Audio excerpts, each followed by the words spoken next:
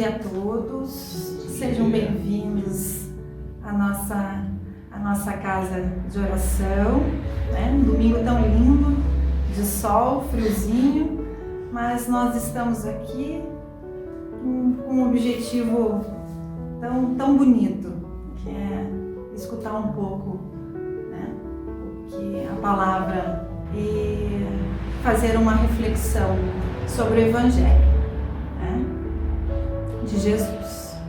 Então eu gostaria de iniciar pedindo a permissão à espiritualidade da casa, ao nosso irmão Maneco, aos nossos guias e mentores que estejam junto conosco, nos intuindo, nos abençoando, em nome de Deus, nosso Pai, e de Jesus, nosso Mestre. Que assim seja. Pai nosso, que estais nos céus, santificado seja o vosso nome, venha a nós o vosso reino, seja feita a vossa vontade, assim na terra como nos céus. O pão nosso de cada dia nos dai hoje, perdoai as nossas dívidas, assim como nós perdoamos os nossos devedores, e não nos deixeis cair em tentação, mas livrai-nos de todo mal. Que assim seja. Então, iniciamos a nossa palestra, a nossa reflexão, falando sobre a felicidade. O item 20 do capítulo 5 do Evangelho segundo o Espiritismo. A felicidade não é deste mundo. Desde os tempos remotos, na própria origem da humanidade, nos momentos iniciais da jornada do reino hominal, o espírito encarnado, ele busca vencer a dor, as imperfeições, as angústias e os medos, buscando tranquilidade e segurança. Nessa busca, um conceito vai se formando, o da felicidade.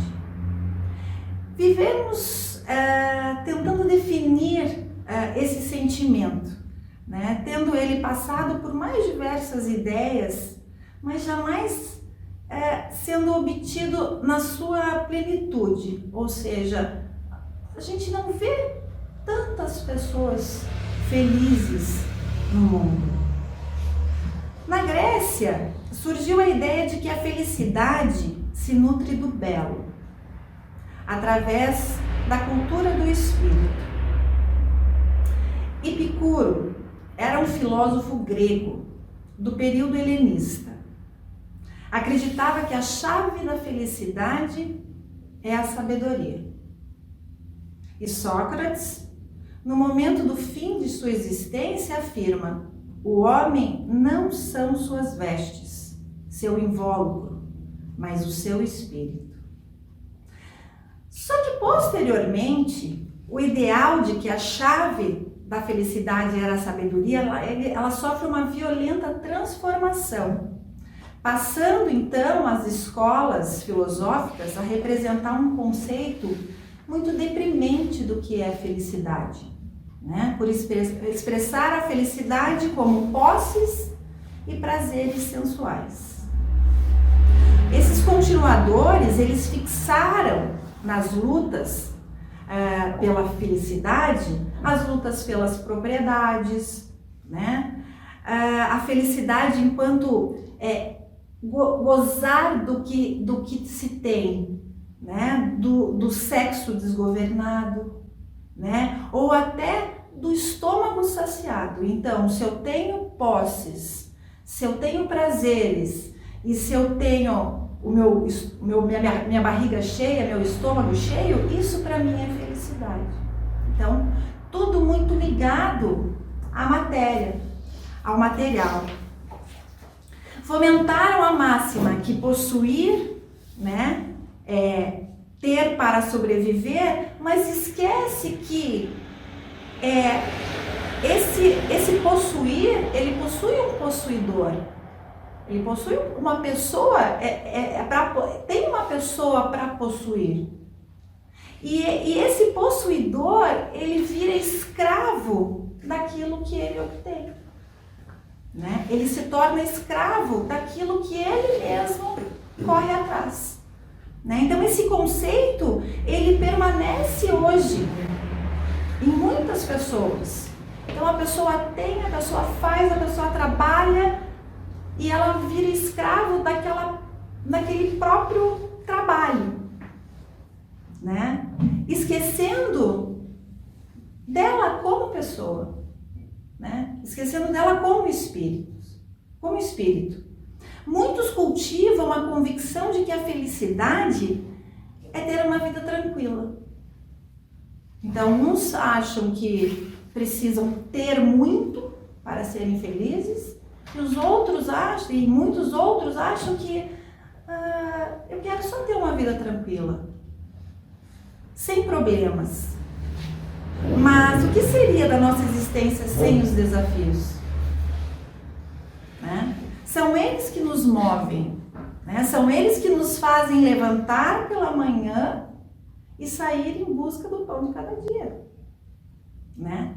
O excesso de tranquilidade, muitas vezes, nos paralisa, né? Nos torna pessoas desinteressadas em aprender e progredir. Né? As dificuldades, elas possuem uma função educativa, né? E se bem aproveitadas, tornam-se lições de valor incalculável. Né? Então, como conseguimos desenvolver a compaixão por uma pessoa, né, sem a gente ter essa compreensão da dor, né, sem a compreensão da dificuldade do outro? E para que a gente possa ter essa compreensão, a gente precisa ter passado também por algum problema, por algum desafio, né, por alguma aflição. Então essa expectativa de vida tranquila e sem problemas, ela na verdade nos levaria a uma vida meio aborrecida e sem valor. Né? Atualmente o pensamento, ele atingiu um período tecnológico, né? Estabelecendo a chamada sociedade do consumismo. A felicidade torna-se a busca incessante de aquisição e de renovação de bens materiais. É necessário possuir tudo o que é oferecido. Né? Criam-se pessoas com novas necessidades, né? Fundamentada unicamente no desejo de obter produtos e os fabricantes fazem de tudo para que esse produto seja vendido. Então, há um relacionamento simbiótico entre mídia e esse consumismo exacerbado. Né? As pessoas se sentem, às vezes, obrigadas a seguir tendências, né? Mesmo que não percebam, né? E se tornam infelizes e desesperançadas. Né? Aí eu vou falar um pouco sobre Jesus e a felicidade. Se formos ao Evangelho de Jesus, veremos no Sermão do Monte a verdadeira obra-prima dos seus ensinamentos morais.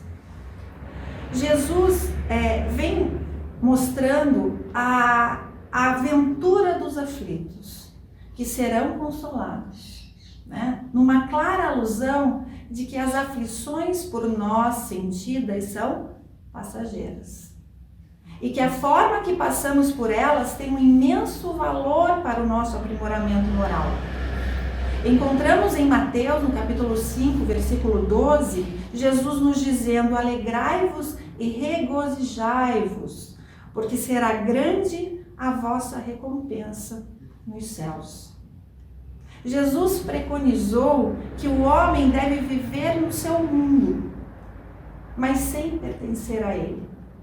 Né? Ou seja, sem nos tornarmos escravos dos bens materiais, né? Atribuir o valor adequado aos bens materiais para a manutenção da nossa existência. A gente precisa ter os bens materiais, nós precisamos ir atrás, sim. E é bom, faz bem.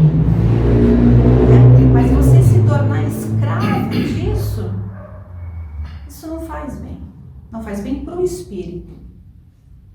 Ele nos disse também que o seu reino não é desse mundo, anunciando que existem lugares melhores do que a vida na terra, onde ainda o mal sobrepuja o bem. Predominam ainda os sentimentos inferiores que nos afastam do bem e do amor. Deixou-nos também que a chave da felicidade é amarmos ao próximo, como a nós mesmos, com a prática constante da caridade.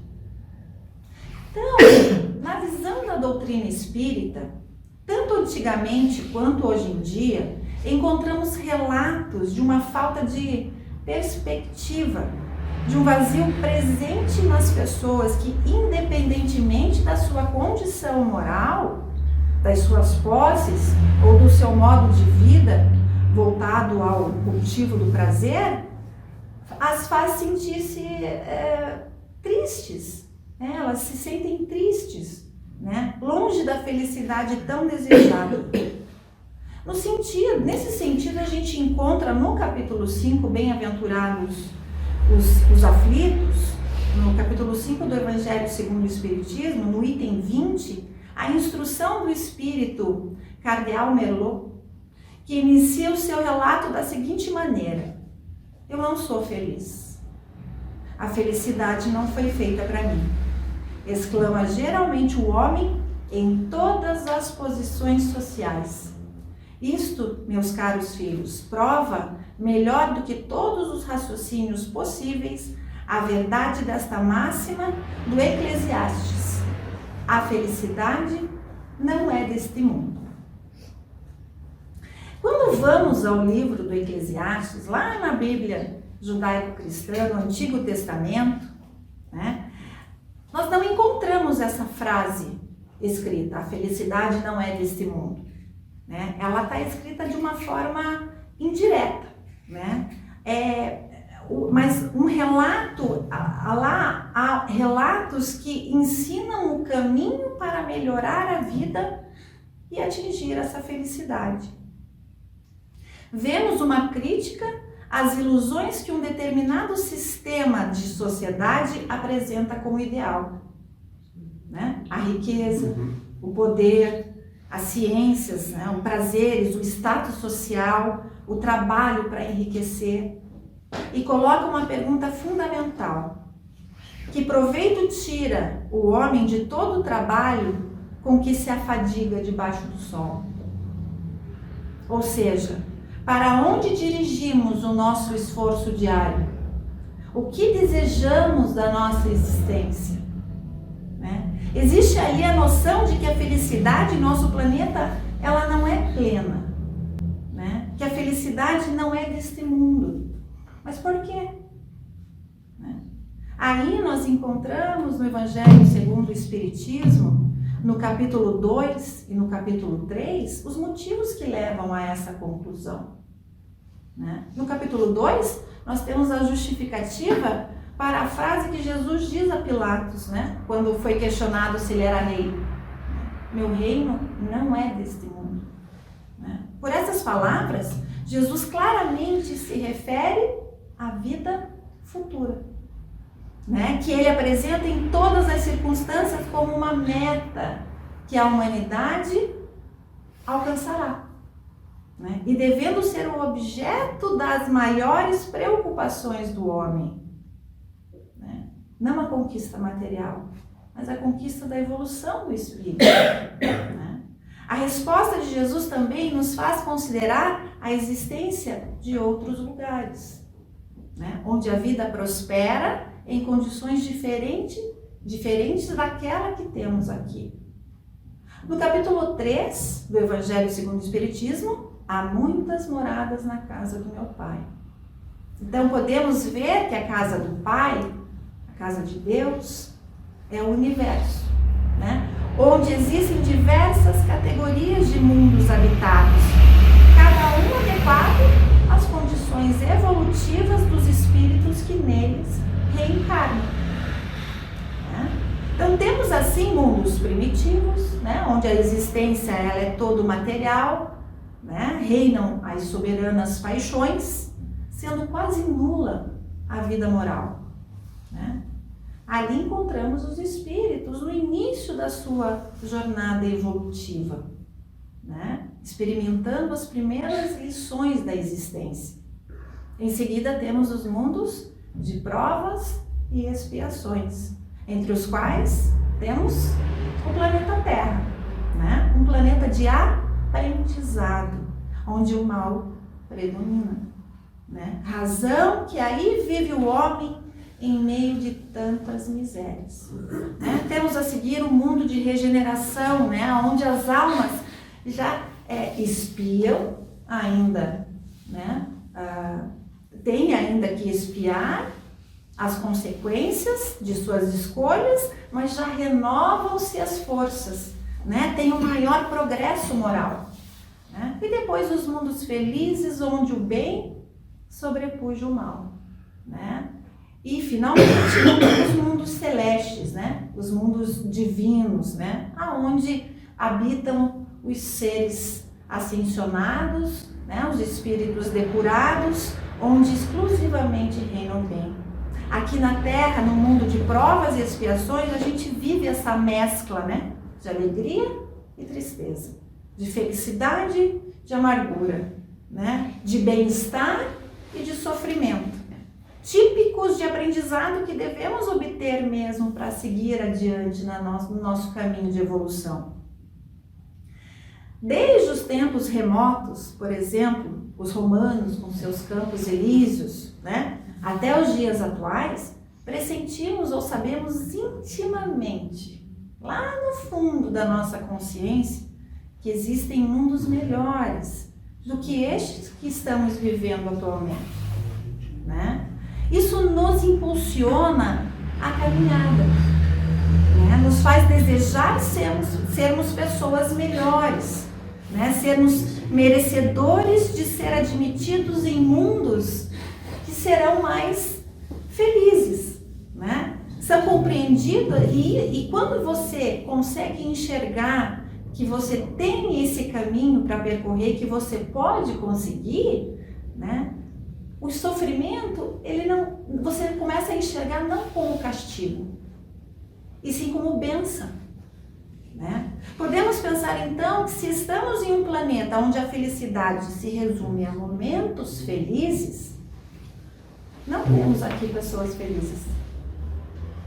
Se a gente for pensar desta forma, a gente vê que nem todos são felizes. Mas nós temos vários exemplos na humanidade de espíritos elevados que encontraram a felicidade em valores muito distantes dos bens materiais.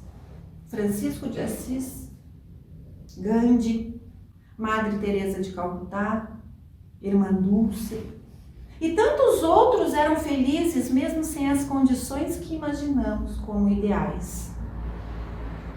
Existem espíritos que encarnam entre nós para exemplificar o código de conduta mais adequado à nossa existência.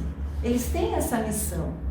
Eles vêm aqui para nos mostrar o lado certo que devemos olhar para encontrar a felicidade. Se partimos do princípio que somos seres em constante evolução e que aprendemos a cada nova experiência, iremos compreender que os elementos que compõem as condições que imaginamos como ideais são transitórios. Tudo isso que a gente vê aqui, toda essa ilusão sobre matéria, ela é transitória. Toda essa vida é transitória. Na questão 920 do Livro dos Espíritos, eu até já mencionei em outras palestras essa questão. Os Espíritos dizem que não podemos encontrar a felicidade completa na Terra, pois a vida nos foi dada como provas e expiação. mas depende de nós suavizarmos nossos males e ser tão feliz quanto possível na terra, né? Suavizar os nossos males passa necessariamente pela compreensão e, consequentemente, a aceitação das dificuldades que vivenciamos. No capítulo 5, encontramos diversos itens que esclarecem as causas anteriores, as causas atuais e até mesmo as causas futuras das nossas aflições, né? Esclarece que não somos castigados por Deus e que Deus ama a todos, mas sim somos educados por Ele, né? Não há um aspecto punitivo, e sim um aspecto retributivo e educativo. Quando as leis de Deus são violadas, né, são transgredidas, nós precisamos desse processo de reabilitação, né? E a Terra é uma grande escola. É assim que a gente tem que pensar no nosso planeta, né? Passamos pelas mais diversas disciplinas, objetivando a nossa formação.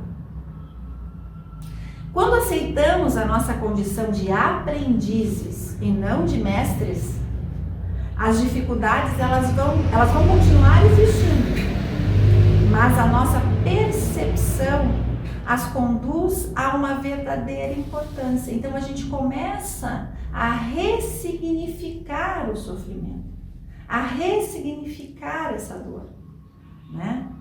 Não devemos dar maior ou menor valor que o necessário. Nós precisamos dar o valor correto ao sofrimento. Assim como na escola. Podemos passar a vida toda reclamando, né, da lição. Ou a gente aproveita a lição, né? Não somente os espíritos elevados nos dão exemplos de felicidade verdadeira. Apesar das dificuldades que naturalmente encontramos em nossa existência terrestre, nós vemos no nosso dia a dia pessoas comuns, né? No sentido social da palavra, né? Que experimentam um estado de felicidade que muitas vezes nós não julgamos possível naquela situação. Quantas vezes a gente olha uma pessoa e fala, nossa, essa pessoa, ela sofre tanto, mas ela está sempre feliz, ela está sempre sorrindo, ela está sempre falando uma coisa boa, né? Então, um exemplo, por exemplo, artistas, né? Os artistas de rua, por exemplo, né?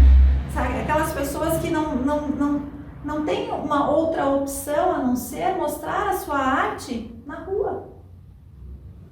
E mostram uma felicidade enorme daquilo que amam o que fazem, né? Independente da remuneração do trabalho. Então, a satisfação de fazer o que gosta é a melhor que a recompensa financeira, muitas vezes, né? É engraçado que em um cruzamento das ruas, assim, né, que você vê em Curitiba ou em outras cidades, a gente sempre vê grupos de artistas, né, que se apresentam, às vezes, na frente dos veículos, semáforos, né, violonista, né, às vezes uma bailarina, um malabarista, né, que estavam ali não se divertindo na frente dos carros, mas sim trabalhando, mostrando a sua arte, que muitas vezes para nós aquilo é nada, né? E às vezes conversam alegremente, sorriem, né? Falam uma palavra boa para você, né? E isso nos faz pensar sobre o quanto ou do que precisamos então para suavizar os nossos males e sermos felizes num planeta de provas e expiações. O quanto é difícil ser feliz num planeta de provas e expiações, né? Onde será que então encontraremos a felicidade? Dentro ou fora de nós, né? Existem centenas de livros e publicações né? Pessoas trazendo diversas fórmulas para que a gente se sinta feliz, né? Isso mostra o quanto é difícil a gente ser feliz, né? Com certeza, não são os bens materiais que nos trazem a felicidade, né? Como encontramos no livro Uma Razão para Viver, de Richard Simonet, ele diz: a felicidade não é uma estação na viagem da existência, é uma maneira de viajar. Como eu vou conseguir ressignificar esse sofrimento, entender a causa do sofrimento e sorrir, mas sorrir do fundo do coração. A doutrina espírita, ela nos esclarece de uma forma muito racional e objetiva as razões e os porquês daquilo que nos acontece e sentimos, né? Se formos sintetizar a maneira de que encontrarmos a felicidade, sintetizar a maneira de encontrar a felicidade dentro de nós mesmos, basta olhar para o nosso interior e não para fora, como a gente costuma fazer. O que a gente faz? A gente olha para o lado, a gente olha para a grama do vizinho. É assim que a gente tenta mensurar a nossa felicidade. Olha para dentro. É difícil olhar para dentro, né? É difícil a gente entender que muito das causas do nosso sofrimento somos nós mesmos que causamos, né? Essa autoanálise, essa autocompreensão do que eu sou. Lá encontramos somente a verdadeira felicidade, lá dentro.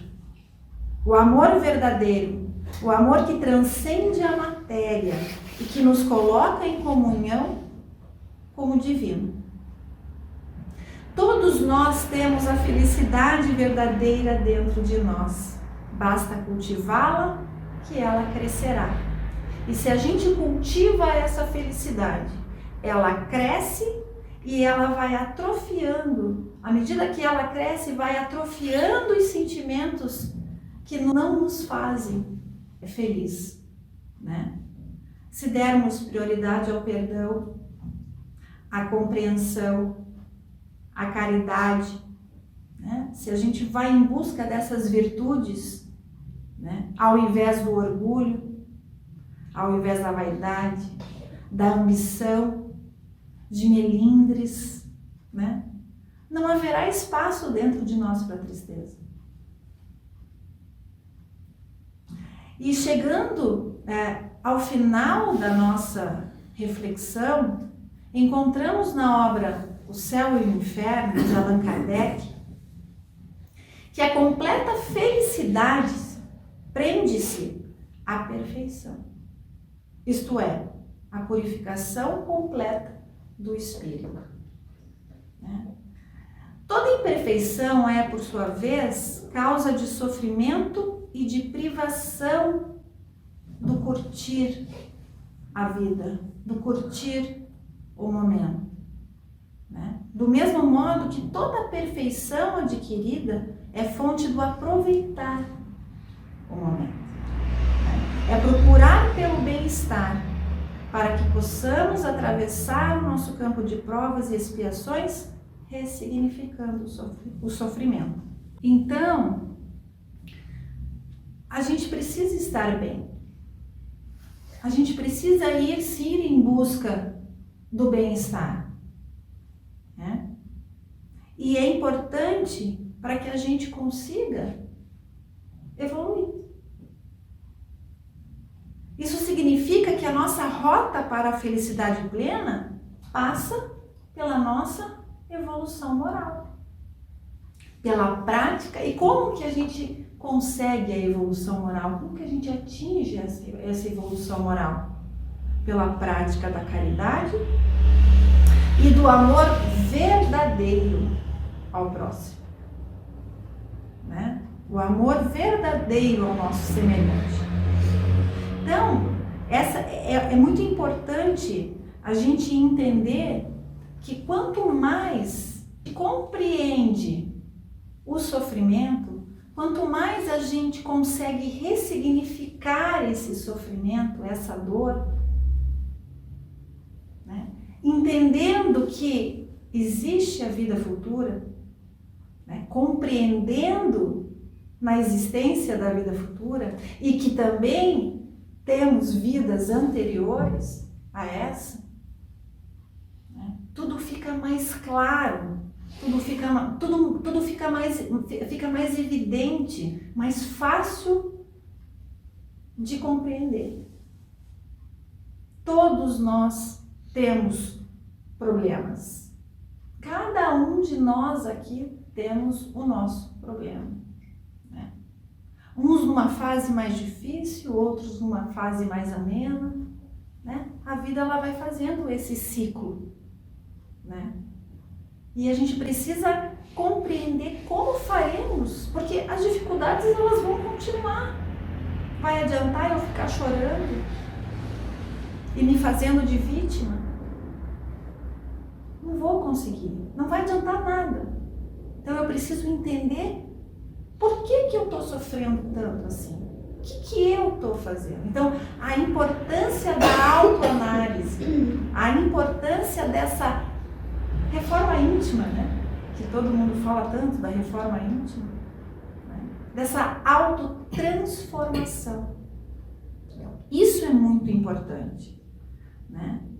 Até um espírito protetor, ele nos diz: sejam felizes no quadro das necessidades humanas, né? Mas que na vossa felicidade não entre jamais um pensamento ou um ato que possa ofender a Deus.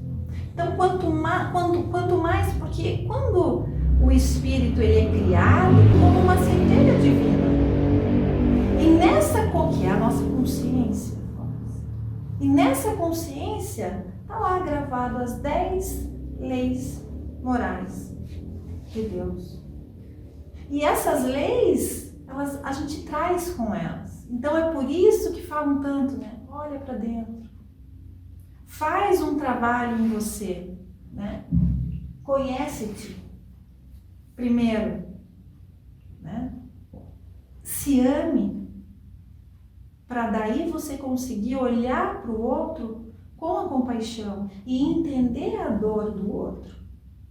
Porque se eu não olhar a dor do outro e ficar olhando a minha dor de uma forma que eu sou a vítima, o que eu estou fazendo? É um egoísmo absurdo. Eu olho para mim só, mas para mim não como a causadora do sofrimento, e sim como a vítima. E aí é você não aprender a lição. Então você sofre, sofre, sofre. Então a vida é um sofrimento. Aí você olha para o lado e vê o vizinho feliz. E aquilo para você daí é o fim. Então, essa importância de olhar para você, de fazer a sua autoanálise, é o começo. É o começo de tudo, né? É o começo dessa abertura de consciência, para que eu consiga olhar lá na frente e falar: opa, eu vou seguir as leis de Deus. Se eu sigo, para mim vai ser um trabalho, essas leis elas vão ser para mim como leis preventivas ao sofrimento e não punitivas, né? Então, eu acho importante a gente conversar sobre isso, porque muitas pessoas, elas chegam num ponto que elas acham que a vida não vale mais a pena, né? A ponto de cometer tragédias, né? Então, eu acho muito importante quando Jesus vem, né? Jesus fala abertamente para nós. Sejam felizes, mas jamais transgridam as leis de Deus, violem as leis de Deus, que tudo vai ser mais fácil, né? acho que era esse o recado, a reflexão que eu tinha para dar para vocês. Nesse domingo tão lindo de sol, agora já tá mais quentinho, né? Então tá, muito obrigada. Eu gostaria então agora que todos fechassem os olhos um pouquinho e vamos pedir a Deus, nosso Pai, a Jesus, nosso Mestre, aos nossos guias, aos nossos mentores, que estejam conosco durante a semana, né? Nos intuindo, nos iluminando, nos abençoando, abençoando a nossa semana, o nosso trabalho, a nossa caminhada, que a semana seja muito produtiva e que seja leve, que possamos sorrir, agradecer por acordar, agradecer por ter família, agradecer por trabalhar, por ter amigos, né? Por conseguir seguir adiante. Que assim seja.